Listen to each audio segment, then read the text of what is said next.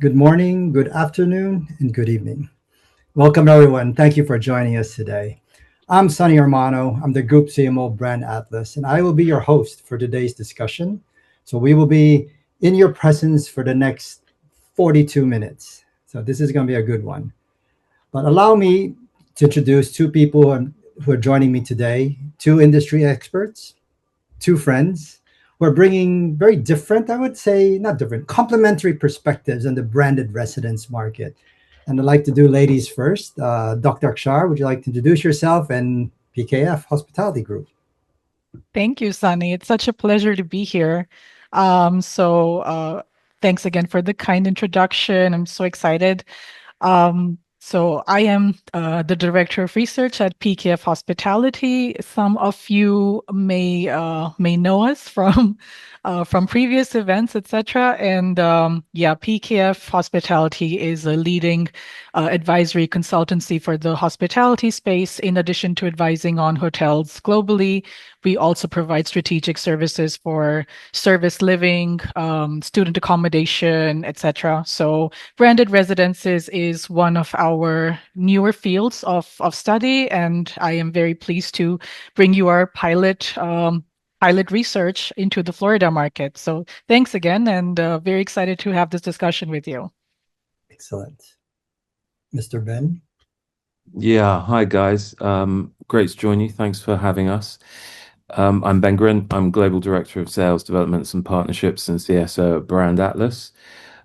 We advise developers, hospitality groups, anything in the branded real estate space in the built environment.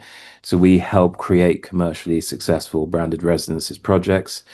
And we also bring brands into the market as well. We're based in Bangkok, head office is in Bangkok, but we're a truly global business, and we're really excited about our global strategic partnership that we've done with PKF and the report that we've put together that we're going to talk about today. And yeah, pleasure to see you all, and thanks for joining us. All right. So today's discussion isn't really about Florida. It is about Florida, but it isn't. And you know why? And I'll tell you why. Because Florida is simply really the lens through which we will all explore the future of branded residences. It's one of the world's most active branded residence markets. I know people will argue Dubai is there, but we'll save that argument for later. Because Florida offers valuable lessons I think we can all learn from how it creates value, how it can accelerate sales, and what today's buyers are looking for, what tomorrow's buyers are looking for. It's like we have a crystal ball in front of us, and that's what we're going to share today, right? So let's dive in, right? So we've structured today's discussion around four questions, four questions that developers have asked us, and we assume this is probably your four questions among others. It's what is it? Do brands increase value in branded residences? Do brands actually accelerate sales? Which brands create the greatest commercial advantage? And what will tomorrow's buyer actually pay for?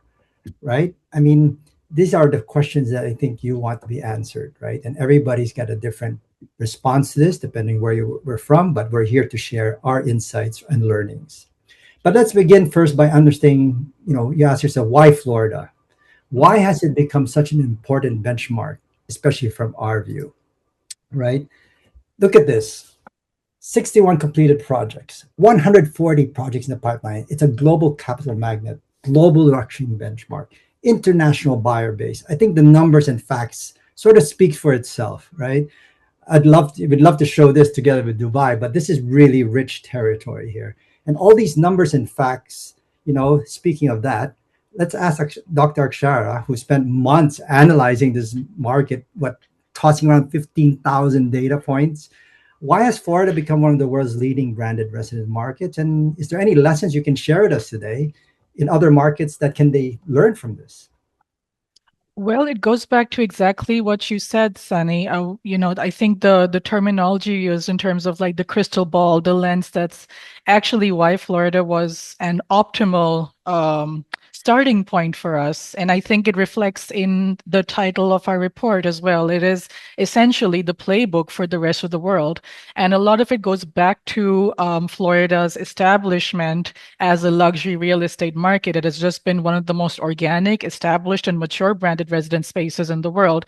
And its development reflects that. So you started with a major proliferation of the hospitality, the traditional hospitality branded residences that are focused on. When you think about a Florida branded residence, you're potentially picturing something coastal, centered around retirees or international investors, a very big part of it.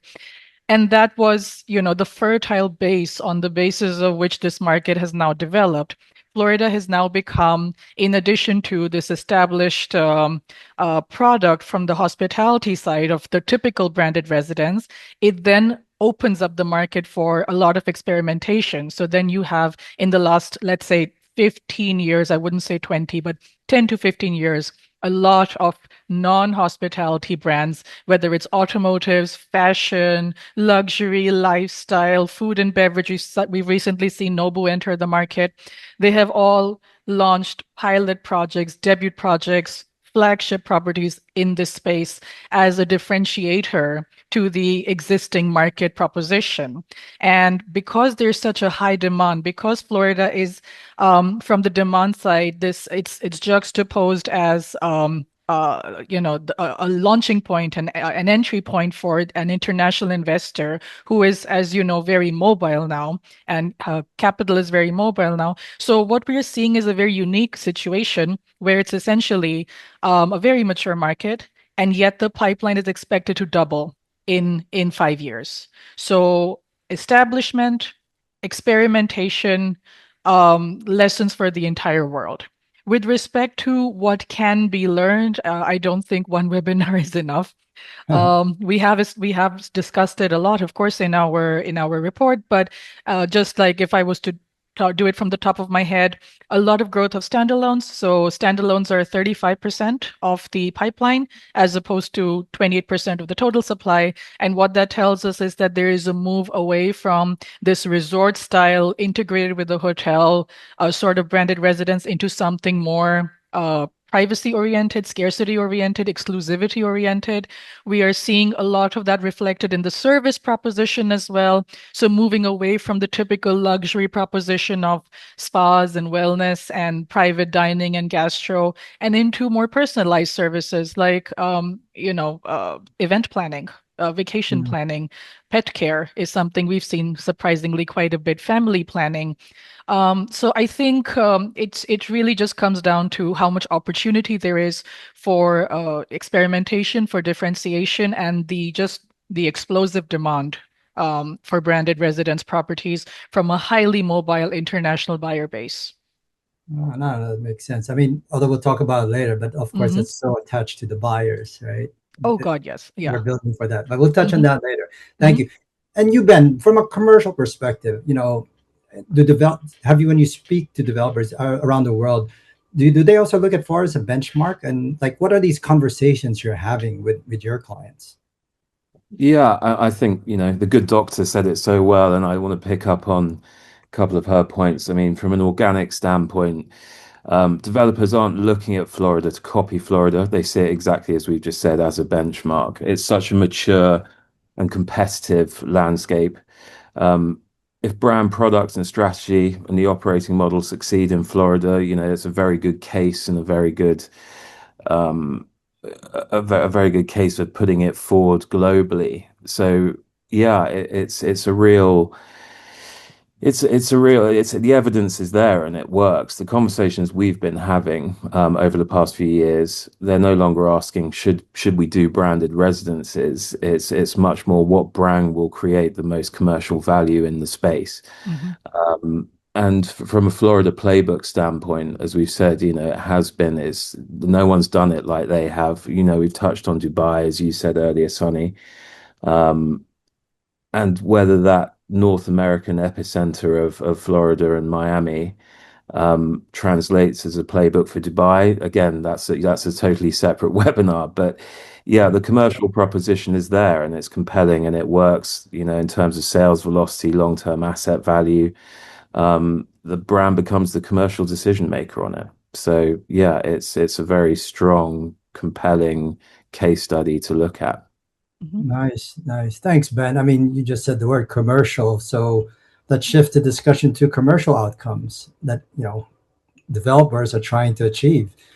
I mean, look, regardless of whether your project's in Miami, Bangkok, Dubai, Bali, you know, Tokyo, what have you, right?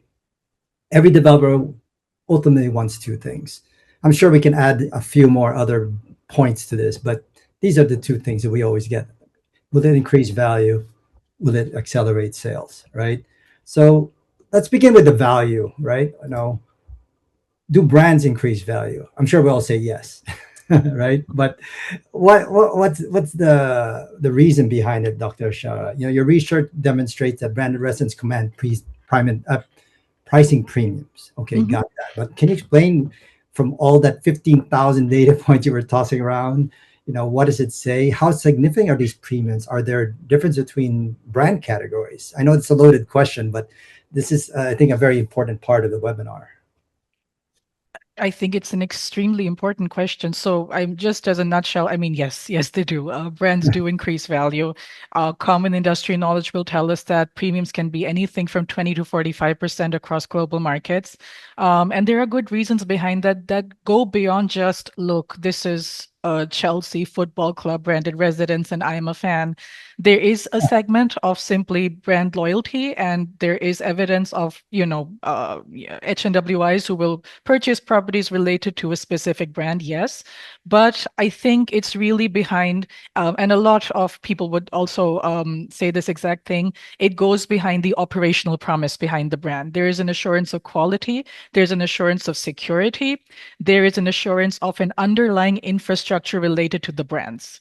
So if I am the target buyer segment, I happen to be a high net worth individual who is splitting my time across 3 or 4 different branded residences, whichever way, across, across different nations, different borders, and I leave properties um, basically locked up for months at a time. I want to be assured that a lock and leave concept is in place where there's an underlying infrastructure that assures me that there's security, there's safety, that my asset is looked after, there's maintenance, there's a repair cycle.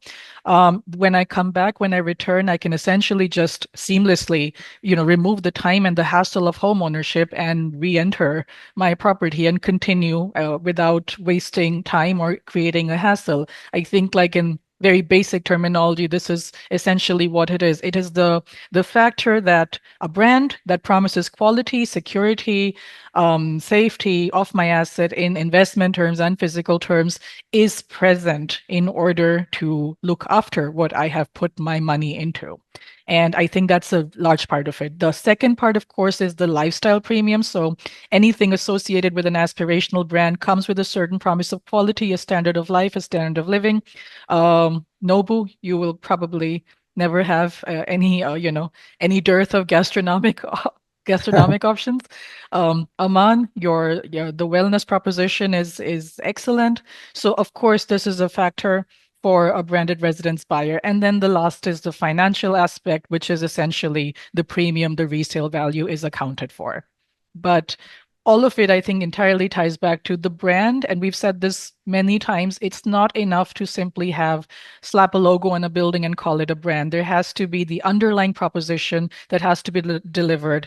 Hospitality brands will do it through service. That's how they differentiate themselves. That's how they do it by exceptional service and the ecosystem that is related to, the management and the staff. Non-hospitality brands will leverage in service, but will also reflect it in design and aesthetic, in various amenities pertaining to leading back to the brand. So it'll be reflected in the identity. But yeah, it has to be more than just the name. The brand label by itself is not going to be an assured increase of value. No, I understand. You said the word premium, and I think some developers, when they hear premium, not saying those on the call, but some we spoke assume branding is just the answer. And like you said, it's just Mhm. putting the brand on the building. Uh, Brand, I mean, are there situations where I'm sure there is, but tell us where branding alone isn't enough? Yeah, for sure. I think it's really important, and I coined a phrase when obviously going through the report and everything. But a great brand can amplify a great project, but it can't rescue a poor one. And the fundamentals need to be there and they need to be right. Everything from location to product to pricing, target demographic, everything has to line up. And this is where it's so important. And this is why we at Brand Atlas do what we do, from both a development standpoint and a brand standpoint. But that relationship between developer and brand is so hand in glove, and it's so important to get all those fundamentals right. But the biggest mistake developers make is thinking that a luxury brand will automatically increase their premium, as you know, as we've just discussed. In reality, it comes from brand fit and value.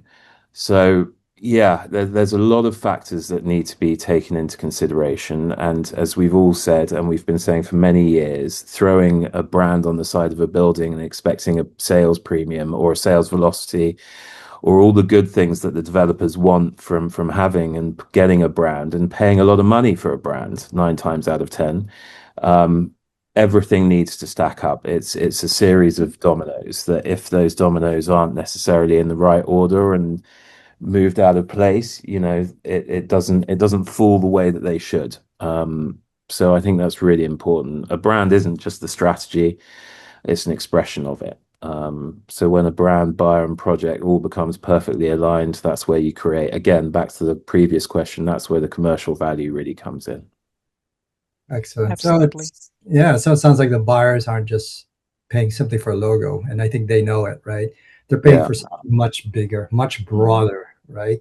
Which is a nice segue to the next part, which is why why do brands actually create value, right? And this is what some of the key bullets that we got from the report, right? Mhm. Brands create value. Why? Through brand trust, gives the buyer confidence on it. It differentiates you from the building across the street, even if it's just as luxurious as yours. The perceived quality, risk reduction. I think that goes, and that's such a big word, especially in Miami. I won't mention brand names, but I think you know what I'm talking about. And then you got pricing power, right? I mean that Mhm. these are the things that really what brands do it. And speaking of branding, let's start with Ben first. If branding, like you said, is more than a logo, so what are these buyers actually responding to? What are the strongest brands out there, or brands out there consistently command higher values? Tell me. Yeah, sure. Again, you know, it's touching back. I'm not trying to go back on all our previous points, but you know, they're not paying a premium for a logo anymore. They're paying for certainty. A trusted brand reduces perceived risk at the end of the day, and that's what it's all about. You know, these bullet points that you've put here, Sonny. You know, brand trust, the buyer confidence, the perceived quality, reduced risk that we've said, the pricing power, that all comes from brands, you know, from for international buyers, particularly those purchasing in markets that they're not necessarily so familiar with, or it's their first foray into it. Mhm. That brand gives the confidence to make the leap, to make the jump, to align with something that they recognize, that they know, that feels familiar. So that's where it's so important. It is that shortcut to trust, and it also decreases the time scales for decision making.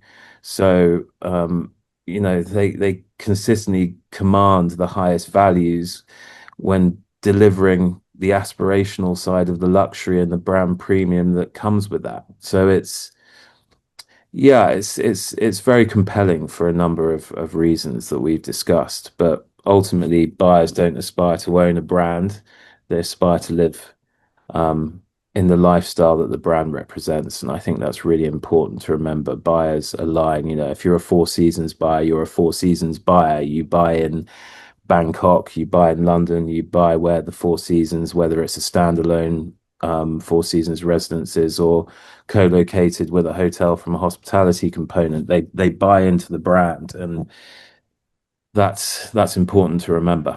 Mhm. No, 100%, 100%. So I think no question about value, but as we know, that's sort of one side of the equation, right? The Yes. Yeah, other side is whatever developers, our clients ask you. So, can branding help projects sell faster, right?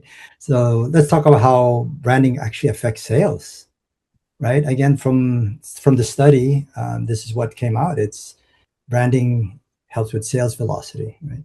Absorption, and you touched on this earlier. Buyer confidence, Mm. global reach, right? If your brand is recognized, on the other side of the world, you're halfway there, right?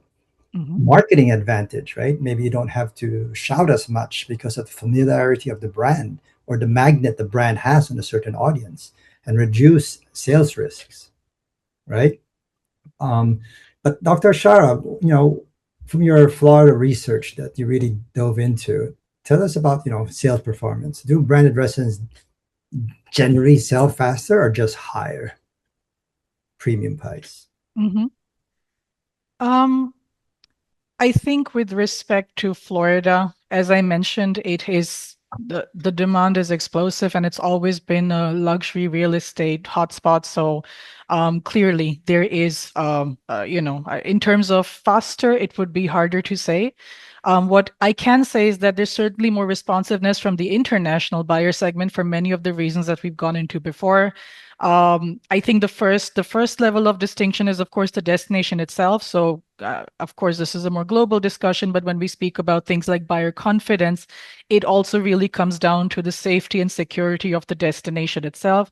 So, Florida is perceived as a very stable market for an international investor. It's a very safe bet. It is a consistent, well-performing market. So, of course, there is that additional confidence. It's also a very tax-friendly market, and that is a huge, huge selling point. So these are factors that make a huge difference.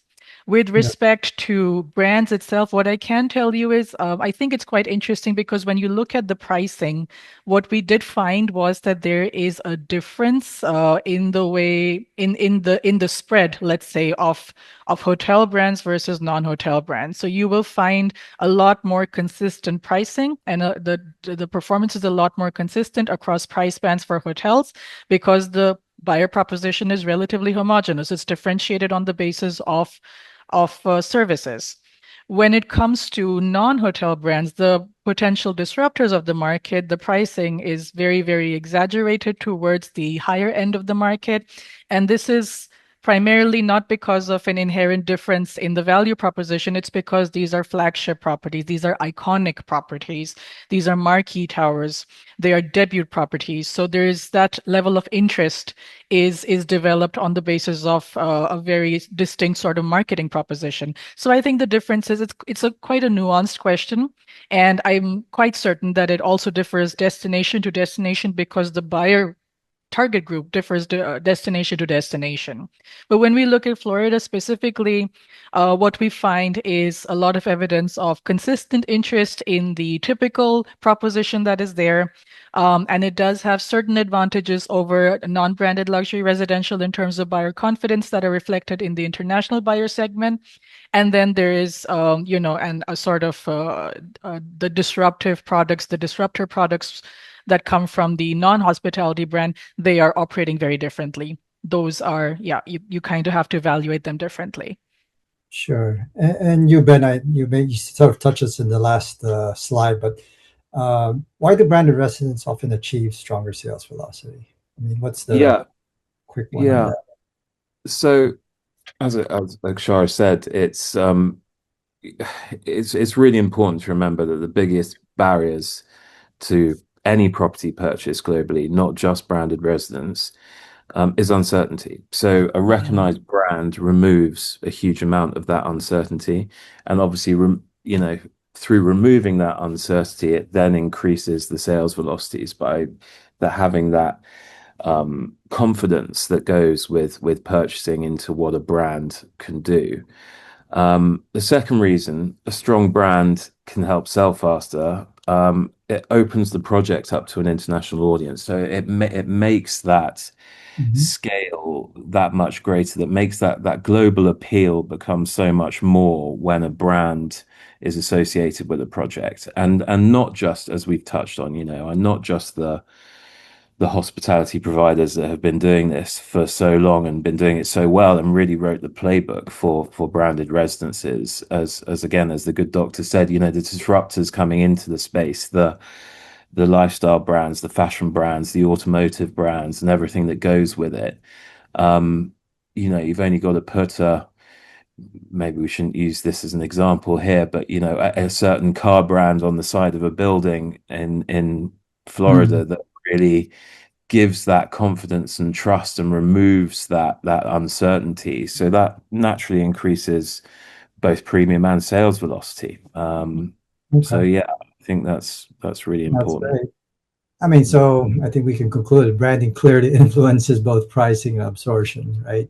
Obviously, Yeah. there's a lot of factors that come into that, but does every brand actually deliver the same commercial outcome? That's also the million-dollar question, which leads us to this slide, which is hospitality versus lifestyle. I call them next gen brands. Dr. Shah calls it emerging. I like next gen; sounds cooler. Yeah, But Disruptor, I think she said, wasn't it? yeah, Yeah. so they did. Yes. yeah, but from looking at this now, hospitality, the hotels we know has ones who actually started this whole movement, but the great lifestyle brands that are really making a mark globally. Then we have the emerging from sports, wellness, private clubs, and even some in this list that we haven't even thought of. Now, what changes are you seeing, Dr. Shara, the types of brands entering this sector? So with respect to the emerging brands, so we're seeing a lot of, there is a at this point, you did say next gen, and it is the next gen. But I think there's actually quite a lot of presence now, in the non-hospitality branded segment of fashion, automotive, and design-specific brands. And I think it again comes back also to the appeal of the destination. So, Florida, Miami is the home of F1 racing and the Mhm. fashion and design capital as well of the Americas. So it makes sense to find a buyer segment, a very affluent, mobile, lifestyle-centric segment, which has been typical to the region that buys into that. With respect to more emerging brands, I think it's worth mentioning that there are factors like they go back to the destination. It's like premiumizing the waterfront. For example, Riva Yacht Brands is in the market. So again, that comes back to a tie back of the destination with a premium product, and it's reflected in the brand and the accommodation. So it goes back to buyer interest. I would say hospitality is the dominant product in the market. The split, I believe, is 70-30 at the moment. The Mhm. report has more recent figures, but 70-30 is about the split, and that's because yeah, it's a question of the dominant product proposition. I do imagine that we'll be seeing a lot more differentiating in the market. I think I've seen in the chat as well, there's discussion about more mid-scale brands, more upscale brands that are entering this space. And then that will obviously there will be distinctions and differentiators in the ultimate product proposition. Maybe we see a move away from the overt sort of very premium wellness spa yoga pilates sort of proposition that is flooding the market and move towards something more nuanced, something more niche. Maybe the focus moves away marginally from this dominant like exclusive restaurants and private dining and gastro into something which is more personalized and nuanced as well. So as we've touched upon so many times, the pipeline is set to double. The space is immense, the potential is immense. And I think we are seeing these trends not just in Florida, but across the world. We're seeing it in many hotspots, many markets where we're seeing a widening of the proposition. And a lot of it comes back to, on the supply side, renewed confidence in this product and what it can offer, and an exploding buyer segment that is moving very quickly across the world. And that means there are going to be a lot more brands that offer something aspirational to a much broader segment of people, sports fans, Yep. pop culture, and jewelry and lifestyle, and God knows what. I'm excited myself to see what comes out. 100%, 100%. Ben, real quick, I mean, Yeah. developers, we've been in the same room. They come and they ask, what brand should I get? Is that the best and right question? No, Yep. All it's right. the honest answer. All right. Go for The very short answer, the right brand depends on so many things. It's got to be weighed up with location, the project, specific project fundamentals that sit behind it, what buyer demographic they're hoping to hit. We know very well, and we've gone down this route as a business where we go into a meeting with developers that have a very firm idea of a specific brand or specific segment of brand they would like, which is why we do what we do. And we get to the point where we advise them and on something totally different that we know is going to work through the stages and the processes that we go through to get to that point. Um, so I think a better question is which brand is right for the project rather than which Correct. brand is right for the 100%. developer. Um, 100% spent. And of course, we all know this all leads to the audience, right? If anybody talks to me, I always talk about audience, audience, audience, because that's the one yeah, who's actually putting the money down for it, right? So, you drilled um, it into me, Sonny. yes, exactly, exactly. So, They're real estate. buyers are changing. The buyers are changing, right? If you can say yesterday before it was just simple, where is it and what's the product, what's the brand? But today's buyer they're a bit more complex. Yes, the brand, yes, the location, but they're asking about the services. Is there a wellness? What kind of wellness? Let's not go down that rabbit hole. The community. Do I want to be part of this community? What are the experiences that's going to be part of all this? I mean, this is your buyer today and tomorrow. So, Dr. Akshara, I mean, what changes are you seeing the buyer expectations? I mean, we're sort of running close to time, but what changes do you see that is worth sharing? Oh, you've touched on so many things. We may have to have like a third webinar, Sorry. um, or go into it more deeper in next Yes. week as well. But yes, I mean there is a very strong. I don't want to, like you said, I don't want to go too much into it. But let's talk about wellness for just 30 seconds. There is a very, very strong shift away from the traditional wellness component into something more long term. We're talking about, the word longevity is thrown around a lot. I think in many times it bleeds into wellness as a definition. I consider longevity to be based on a long-term sort of healthcare vision, which is about preventive healthcare. It is about personalization, which also goes back into the service aspect. So you're talking about something like a nutritionist, something like a personal trainer who's curating your fitness plans. You're talking about a certain, tech forward installations, hyperbaric oxygen chambers, IV injections and peptide lounges and all these things. So what I am saying is there is now it's going mainstream, this move into what we call longevity. I consider it long-term healthcare. And I think that's coming. It reflects quite strongly in Florida because it is also traditionally a retiree destination. When we talk more broadly about services, I think we are seeing trends of like a more specific, more precise demands from the customer side. So as we've talked about before, the broad proposition was always luxury, hospitality-oriented luxury. So white glove services, a concierge, housekeeping and laundry, private gastro, exclusivity, all these things. And now I think it moves more towards personalization. It's moving more towards convenience. So people expect very specific things like I would like when I have delivery services, I would like a designated space or person to handle my packages. I'm planning an event. I want flexible spaces. I want to have a centralized app so I can plan home care maintenance. I want access to basically staff. I want full-time staff so that I do not have to undertake the hassles of homeownership. My premium is my time and a lack of stress. And that, I think, are the things that are reflecting both in the wellness and the service proposition. Remove the hassle of private ownership, of home ownership, which is something you will not get in non-branded luxury residential. Remove that because there is an underlying ecosystem to do that for me, and give me back my time, reduce my stress, make it easier for me to move from place to place and come back to, a full-fledged home. And I think that's where it's heading. 100%. Very demanding consumer. Yeah, I would say so. Yeah, but Ben, then real quick. I just want to make sure we can get a couple questions in later. Mhm. Um, are buyers purchasing something bigger today than just residence? I think that's an obvious. I think we can guess the answer, but Yeah, for sure. And I just think, just back to that last question, quick, you said very demanding consumer, very, very discerning consumer now rather than demanding. correct. Yes, absolutely. 20 years ago, people were buying square foot and location.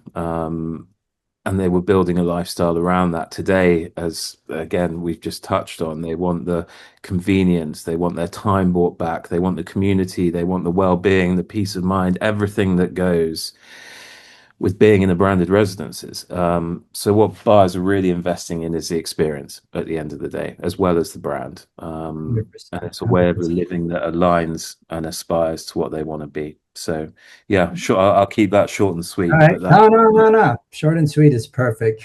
So in a nutshell, so luxury really is involved. It's not just a real estate. It's buying into this lifestyle ecosystem, right? Which is like Dr. Absolutely. Shower says, a totally separate webinar altogether, right? So we usually end with the 5 and 5, right? No, it's not basketball. It's 5 predictions for the next 5 years. And this is what we called from the study. And some of you can guess probably 3 or 4 of this, wellness, standalone, lifestyle, community, and this AI enabled, Dr. Ashara touched on it earlier about,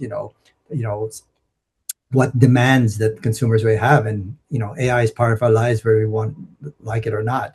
So one prediction from you, quick answer, in 5 years, is this what you see it? Is there something you want to add to this? Then we can move into the Q&A. Oh, absolutely. Very absolutely spot on with the predictions. Wellness, longevity, we've talked about all this. I do want to make one more observation that's not on the slide. Ecosystems, especially in urban locations. So because it's again opportunistic development with scarce spaces, so we are now seeing a lot of evidence, especially with brands like Ando Living, of individual standalone residential projects, and in the central using a hub and spoke model and a sort of clubhouse or a central ecosystem where it's how it houses your amenities and your service proposition, and it services multiple standalone residences. In the case of urban markets, this makes a lot of sense, and I think we're going to be seeing a lot of examples of it in the future. So that would be my prediction: ecosystems. Excellent. Ben, what's your one prediction, or is there something here you just want to put your hat on?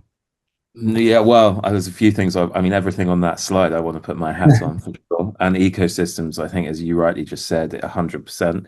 But I think we're going to see huge amounts of growth in the standalone sector, and the wellness as well for obvious reasons. So it's going to be enormous. That percentage of standalone. We've already seen the upward trajectory of where that's going, and it's only going to accelerate and continue from a standalone proposition for sure.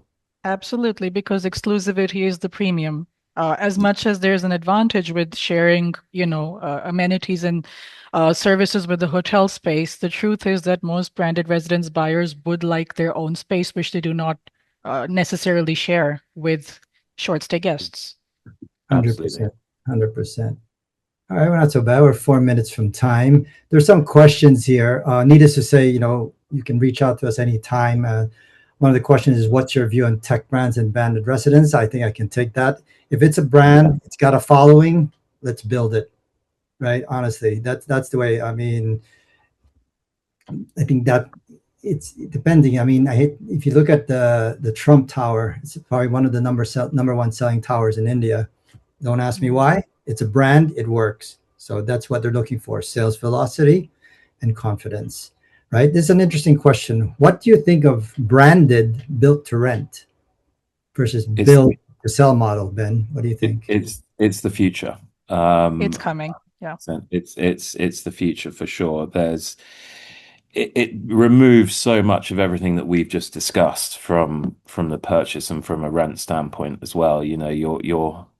It gives you a long-term viability with a brand to also live, but without purchasing. So yeah, it's going to happen. It's the future.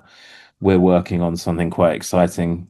I think I know who asked that question. So yeah. All right. No, I think just to sort of close also, I think someone mentioned earlier about brand. I think to me, one thing is when you say branded residence, it doesn't say luxury in the front. It's just one segment, right? So if it's a brand that attracts a certain audience and a certain demographic, then you're okay, right? So that's why we see that we're at the tip of the iceberg. Sure, everything stops up there with luxury, but it all cascades down, right? Absolutely. Yeah. So anyway, so look, Florida isn't simply one of the world's largest brand residents, one of the clearest indicators where the industry is heading. Like we said, a crystal ball. So this discussion, was showing how successful branded residents no longer defined by the logo, as we said, the strength of the brand strategy, the quality experience, the value delivered to buyers.